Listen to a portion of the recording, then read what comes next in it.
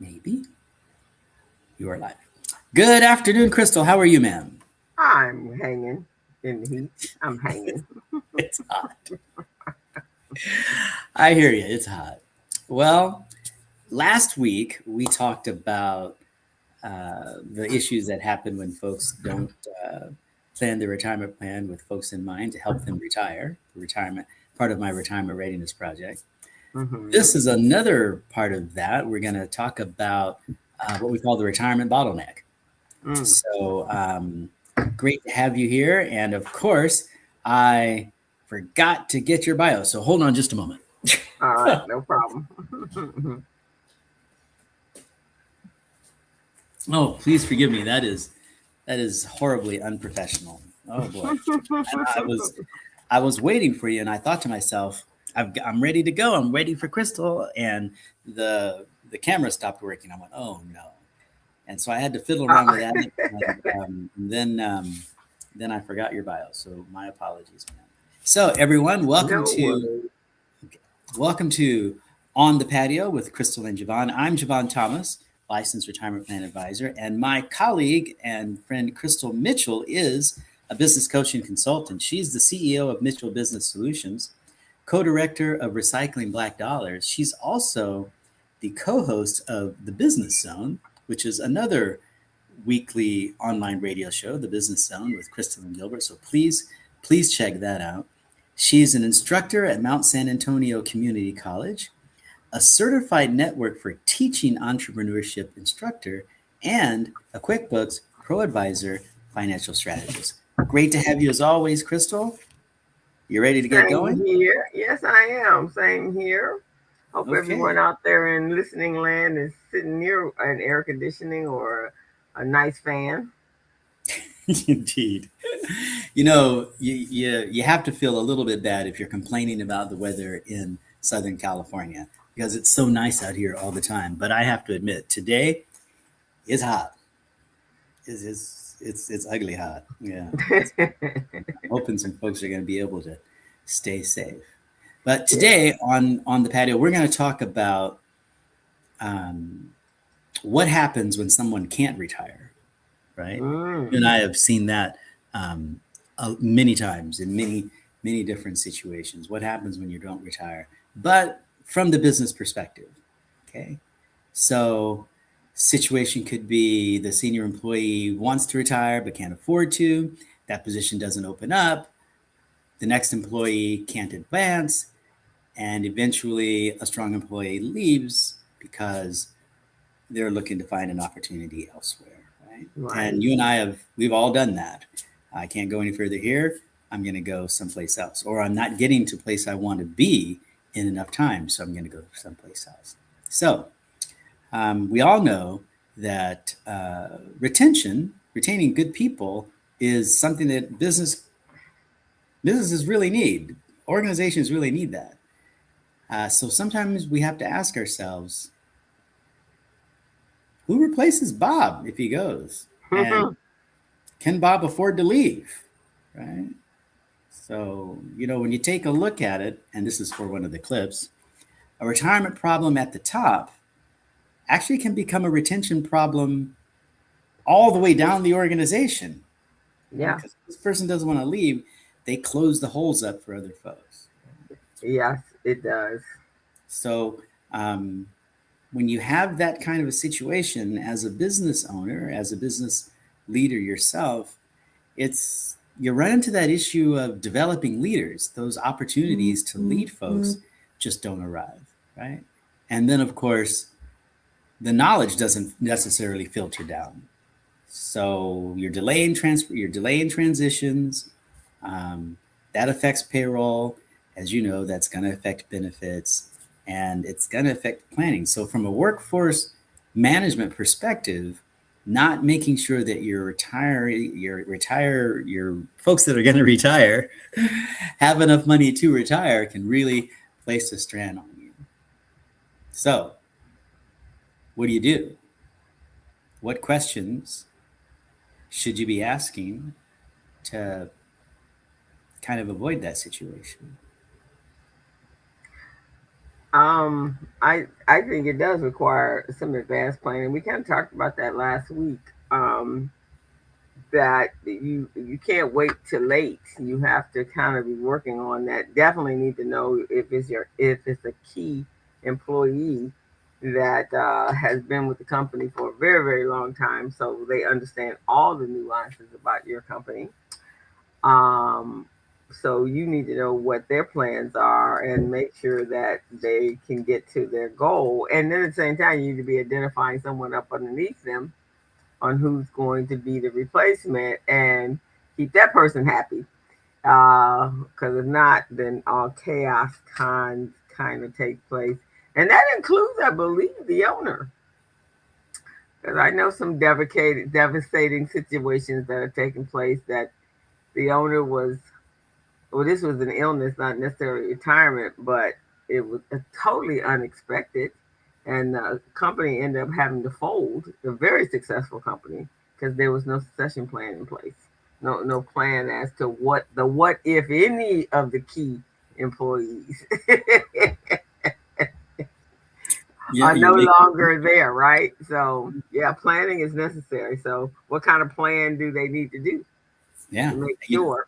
I think you're making a really, really good point. You know, when it happens suddenly, we find out what that succession plan looks like, and when it happens not so suddenly, then we really find out what that succession plan does or doesn't look like. And I think you made a really good point. You know, about knowing if somebody has enough money to retire, um, because most employers don't want to get into folks' personal business. You know, they don't want to get into knowing what they're spending their money on, because when you get right down to it, it's none of my business as an employer what you spend your money on, what's going on outside of these walls. But times have changed, right? Now we're hiring, I like to say, whole employees. We're not just hiring the woman in the family, we're not just hiring the father in the family. We're hiring that woman who happens to be a mom. She's an employee. She's a school person. What do you call a student? She's all kinds of things, and Right. that's affecting her work, right? Yeah. And same with the father or the person who's not that.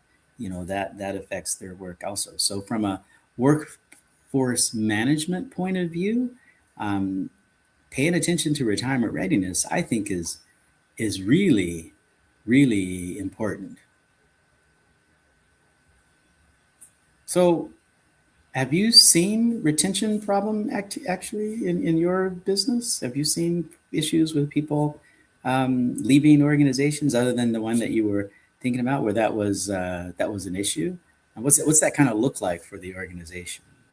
Yeah, I actually have one of the organizations that this is a nonprofit organization, but they've been around in the community for over 100 years, so they've established retirement plans. I've seen it happen in them twice.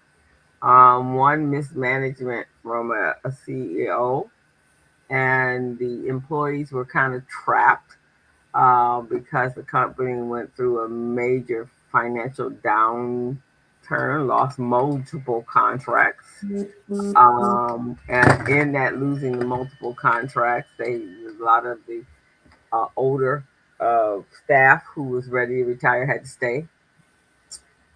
And it wasn't a pretty present sight for anybody. They had to let, and then on top of that, the older ones had to stay, and anyone under a certain number of years was let go because of the financial situation that they had.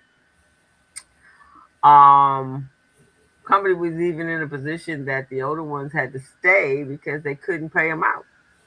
It was really bad. It was really bad. And this is all because of not doing good succession planning. Succession planning and bad, and the CEO was should have been replaced long before before it got to this critical place, but the board of directors didn't want to make the move, Uh, and I think they were a little intimidated too, and they didn't do it, and so consequently, the company suffered. You know, it almost, and it was they had to do everything to keep it in business. But at the same time, it took the older ones. And then when the older ones finally did, there's all kinds of resentment happening. So they weren't Mm. exactly in a position where they wanted to pass on their wisdom. So, Really? yeah, it, Okay. it was ugly. It was really Okay. ugly. Wow. And Wow. so the organization had to do a major restructuring. But then on the same time, no, they didn't have anyone that understood the organization. And when that person left, everybody was pretty much scrambling to try to figure it out on their own. It was bad, and I'm going to say it was poor planning, poor planning on the board of directors standpoint, and because they saw and they could see that the CEO, it wasn't the founder, it was the CEO, was just not good for that organization. So yes, I've seen it. I guess so. So, based on that, that sounds like a serious workforce management issue that the upper management there, like the board of directors, they weren't paying attention to who's ready to retire. What does this look like down the road? So we're not giving opportunities to our folks that are coming in or our middle management, and we're hanging on to the folks that have been here for quite some time. And I think one of the things that we don't take into consideration is just because someone retires doesn't mean that they're gone, right? I mean, there may be opportunities for mentorship, there may be opportunities for guidance, there may be opportunities, all kinds of things may happen. So, Right. you know, um, we definitely want to make sure that we have the mindset of, uh, I would say, mobility is not a bad thing, right? And the employee mobility is not a bad thing, and the employee that you lose could be the one that's right behind the one that's ready to retire if you don't have that workforce management mentality, if you don't have that um, retirement readiness type of mentality. So, questions an employer should ask, right? I would say number one, are employees saving enough? Well, that's kind of tough. How do you know? Um, but you can ask, is the match generating savings, meaningful savings? That is, have you Mm. looked at your match and said, okay, we match 2% of whatever somebody puts in, or do we match 6% based on that employee putting in 8% or something like Right. that, right? So get them closer to where they need to be. Maybe that doesn't cost you as much as just matching a full 8%, but it gets that employee closer, right? So we're gonna have employees put more in and you put more in, voila. And I'm not suggesting that all employers ought to match. I'm just saying that if you have a match and you are concerned about workforce management and you are concerned about retirement readiness because you need people to flow through your organization, if that is the case, then one thing we can take a look at is the match. And another thing I would say is, what about those contributions? Are people taking their raise and running off with it? Or are people taking their raise and letting that increase their contributions? Yeah. Right? Are the Hmm. contributions growing with the raise? If not, because I know for myself, sometimes I'm thinking, contribute to my 401k. I barely have grocery money now. So when Right. I get that raise, maybe I'll keep my 401k where it is, but I'm going to take that raise and do what I need. Conversely, oh, I'm making more money, which means that that 3% is actually more than I'm getting now. So that contribution is actually getting bigger. Right. So questions they can ask is, are people increasing their contributions over time, or are people taking advantage? I have folks even in my family who say, you know what, I'm only going to contribute to get the match, and then I'm going to open up an IRA. And I think to myself, why would you do that? Right. Number one, you gotta go through the process of getting the IRA, choosing the investments. Unless the investments are horrible in your 401k plan, I don't see why you would just get the match and then contribute to the IRA, unless there's something very special, and there could be. But for most of us run of the mill folks, that doesn't make a lot of sense. Um, that's just me getting on my high horse. Okay. Then I think another question would be, do employees really understand retirement income versus the balance? Right. I think you're well acquainted with employees that have what you call second chapters. Yeah, yeah, their second act. Second act, yeah, second act Mm-hmm. or third act. So, are those discussions happening amongst employees? And I'm not so sure how an employer would do this, but I think the kickoff for an employer doing this with their HR person could be those meetings that I used to conduct for retirement. That is, before you retire kinds of meetings. This is where you get your information for Social Security. This is where you get your information for Medicaid. This is where you calculate what you're going to actually have coming in from retirement, right? Those kinds of questions, are those situations, those things happening so that employees have an idea as to what they're going to do when they retire. And then from the employer point of view, Bob seems like he really wants to go fishing when he retires and he can't wait to get out of here. What does that mean to my business? And that's a conversation. Someone once told me, a CEO told me, he says, when I hear other CEOs say that,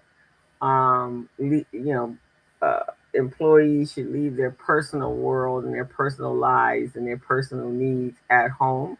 He says, how do you separate an employee from the person that they are? I mean, they're not robots, right? So when they come in the door, they didn't leave the human part of them. At least you hope they didn't leave their human part of them at home. So they came with that. So when you hear Bob, walking through, and every conversation that Bob has is about fishing. And he started that conversation like 5 years prior to vacation. I mean, to then you might want to take heed and have a sit down with Bob. and, Could be a and tool, Bob, right? yeah, and Bob is very he's got a major position in your company. Yeah, I think you might want to get a little personal with the Bob because you need to know what Bob's timeline is There to you get go. on There this you go. fishing boat There or you to go. move to another country. So I don't think, and I had to agree. Humans, employees don't leave their personal lives at the door. Mm, yes. They I come think you're into your absolutely door, right? That's part of who they are, and it's part of yes. the process. Yeah, you don't want them to have engage, whatever is going on, but where it pertains to the business, I think you do want to be able to have a few little conversations with Bob, even if it's just light conversations to kind of get an idea in your head what the Yes. timeline is. Yes. I think you're absolutely right. Absolutely right. Yeah. I think one of the last questions that you can ask your retirement plan advisor is, are folks that are near retirement getting the planning help they need? I mean, just ask, you know, and maybe it's time for the advisors to ask, hey, these are the people in my group that are 60 years or older. Have they talked to you about retirement planning? Or have they made suggestions? Or maybe you can reach out to them. Or maybe I can survey it and say who wants me to reach out to them Hmm. as the HR person or as the business owner. Um, so I think, sometimes we think that retirement readiness means that we're kicking people out the door, but in actuality, it means really giving people choices. Yeah, Choices all up the line, right? If I'm a if I'm a newer person to the organization and I'm young to the org and I'm young in my life, in my career path, then am I thinking this could be a place where I could stay and retire because I've got advancement opportunities? Am I thinking that? Or am I thinking, no, not really? So, as an employer that's investing in that person, and let's face it, as an employer, that's what you do. You do invest in people. You pay them, you give them benefits, you give them challenges, right? That's an investment. If that person sees that investment as an entitlement, I think as an employer, you've got some issues there, and it may not be just for the employee. I mean, there may be the way that you're running your organization. So I think a good thing to recognize is that readiness actually creates mobility, that management of the flow of people in and through the organization. Yeah. So, So can I what ask would you a question? You've been in your business for a while, and we know that companies or large corporations have kind of changed, and HR function has changed quite a bit in a company. Sometimes they're not even they're contracted out versus in. So have you seen that, and has how what effect has that had on the planning process or the preparation process for retirement?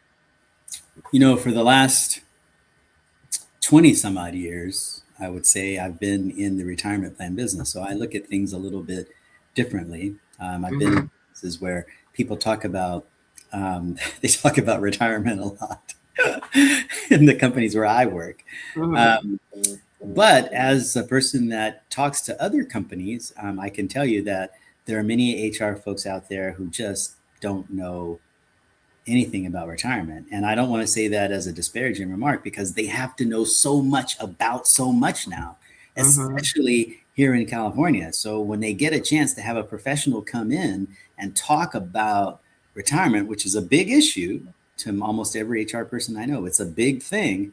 It's something that they didn't learn in school. It's something that they don't know a huge amount about, but they've got an expert coming in here to help them. And then they have to balance that with how do we shut the place down long enough for Bill to go to that meeting? So Right. I think from a lot of point of views, we put a lot on our HR group, and they're very important people, and we just can't expect them to know everything about everything. So they rely upon us as retirement plan experts to help people around help people out.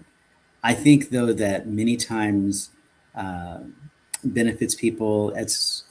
They are so into making sure that they follow all of the legislation that the state, especially of California, lays upon them with regard to managing that workforce.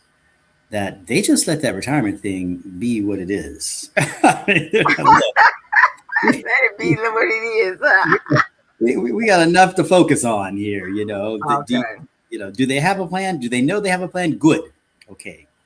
But I will say this: I have worked with organizations, actually fairly large organizations, that pay a huge amount of attention to their retirement plan, which is always, always, always gratifying. They want to know, are people making contributions on a regular basis? Are people taking loans out? Right? They're serious about this is a retirement plan, not a bank.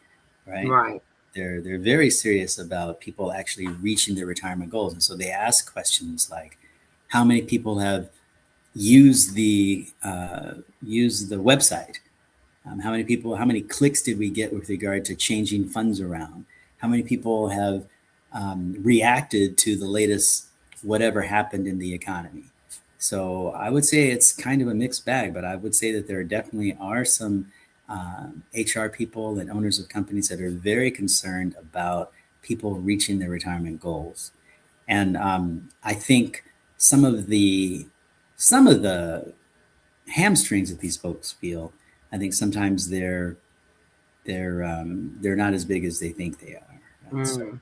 the idea of, you know what, we don't want to get into somebody's business. Well, in Mm. actuality, they want you in that business. They Yeah. want you in that business, right? Because they don't know, right? I've talked to many, many employees who say, I don't know anything about my retirement plan. The guy comes in, he talks, it's English. I don't understand what he's saying. It's an hour out of my time. It's actually a pain. I'm putting money away and I hope that it works. That's all I can say. Mm. And then I got to Mm. go back to work or something like that. Mm. I'm not exactly sure. I don't think blame is the appropriate response there. I think it's an issue we need to look at and get better at. And the last thing I'll say about that is sometimes it can depend on the size of the organization as well. I mean, sometimes that has a, a an effect. And one of the reasons I started the Retirement Readiness Project is that um, sometimes an employer will look at their retirement plan as a cost that they have to bear in order to be in business, Right. especially in California. You have to have a 401k plan, some kind of retirement plan here in California. Now, if you have Yeah. an employee, you have to have something. And there's some tools out there, and there can be some help if you want it, but you got to do something. And so, so many times employers are like, "Look, I'm just going to do the minimum that I have to do because I make my money putting the maximum effort over here rather than over here at these regulations that I have." And I get that. Most people don't start companies to help other people retire. Right. They start companies to help themselves retire. So, not to make this soliloquy too long, but it's important to make sure that that retirement plan is feeding the needs of the owner, the governing board, the leadership of that organization, be it profit or nonprofit. We have to keep that in mind. And I think that's one of the reasons why retirement readiness is so important, because it's a huge part of workforce management. It And is. yeah, and as you so eloquently point out, often the employees are, quite frankly, the most important asset that you have. Right? So you need to make sure that they're taken care of. Yeah, you do.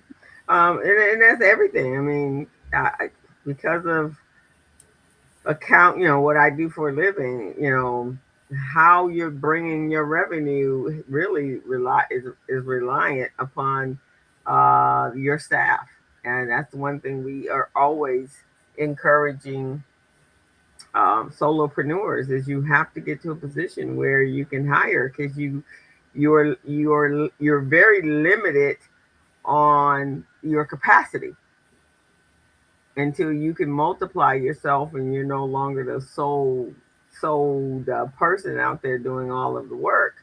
Your business revenues are going to be pretty small.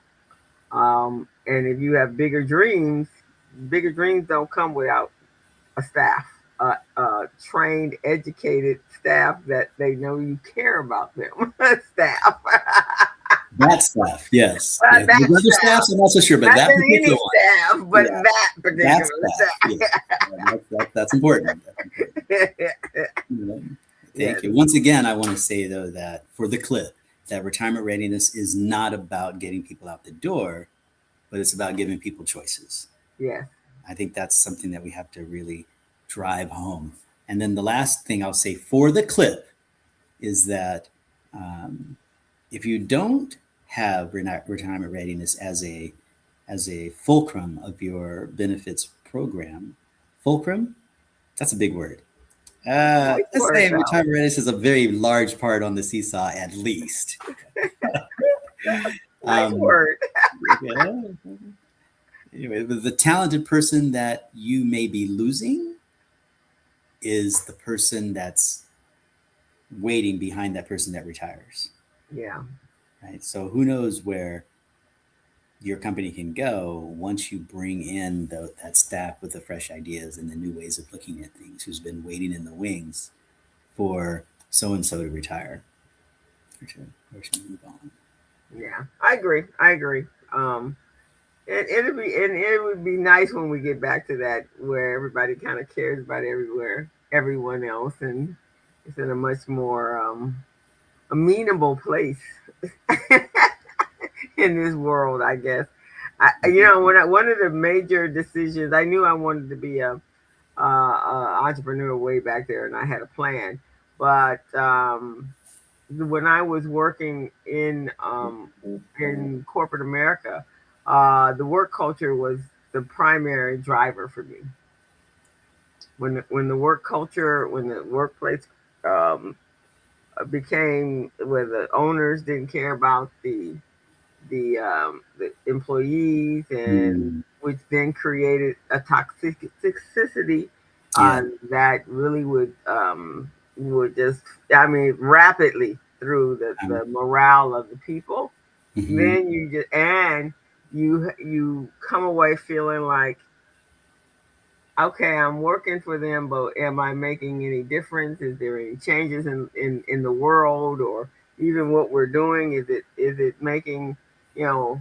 on my epitaph, what am I going to say? So that's when people start thinking those things. And I think that's when you start hearing those grumblings. That's when you really need to start to get more engaged with your Mm. employees. And I think that's a great time to have conversations about retirement, especially if you have an older population.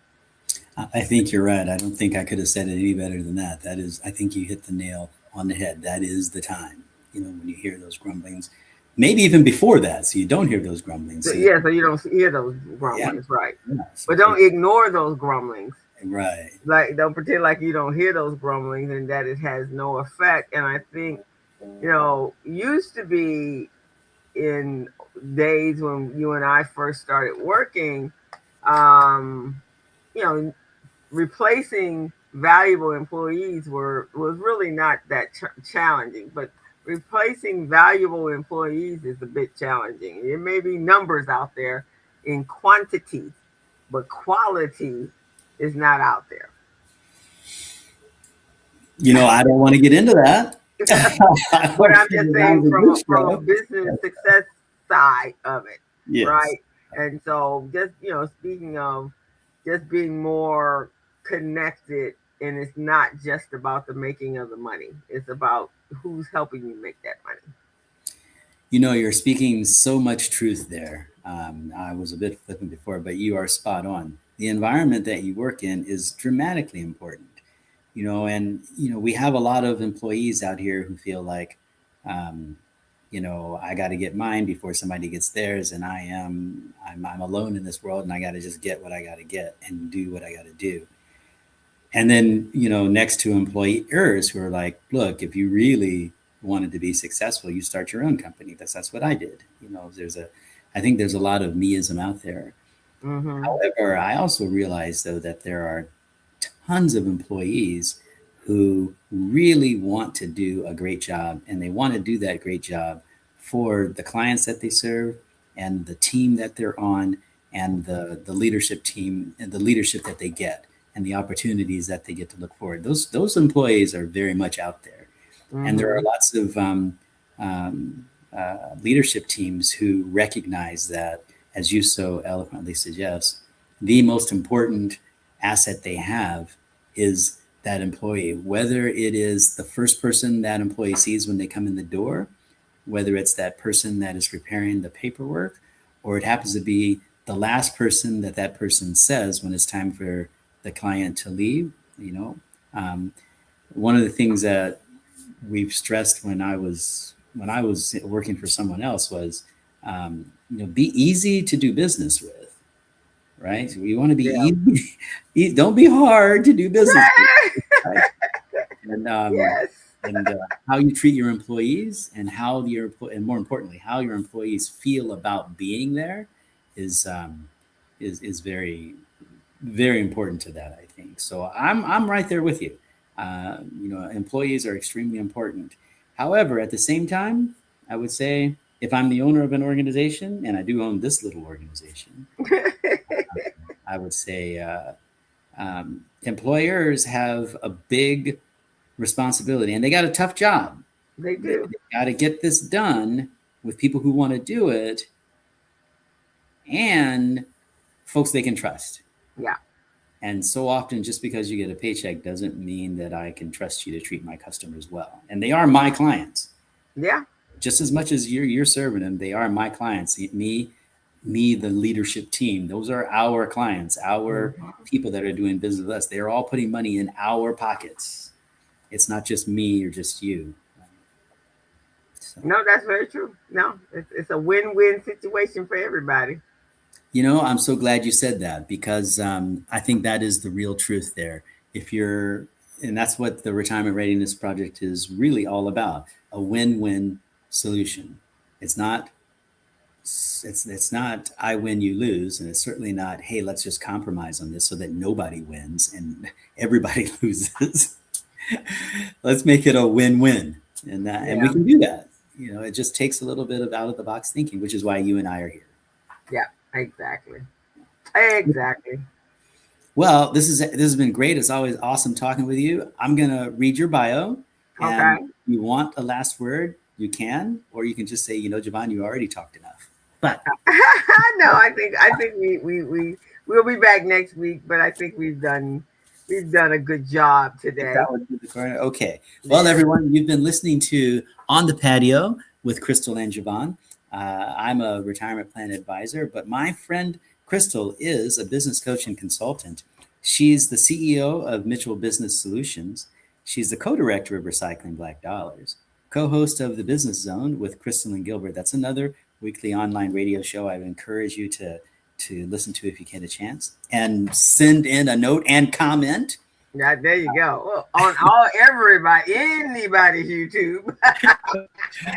She's an instructor at Mount San Antonio Community College, a certified network for teaching entrepreneurship instructor, excuse me. And my favorite, a QuickBooks Pro Advisor financial strategist. I don't know why I say that's my favorite, except for the fact that that means I didn't mess it up. So it's been great, as always, chatting with you.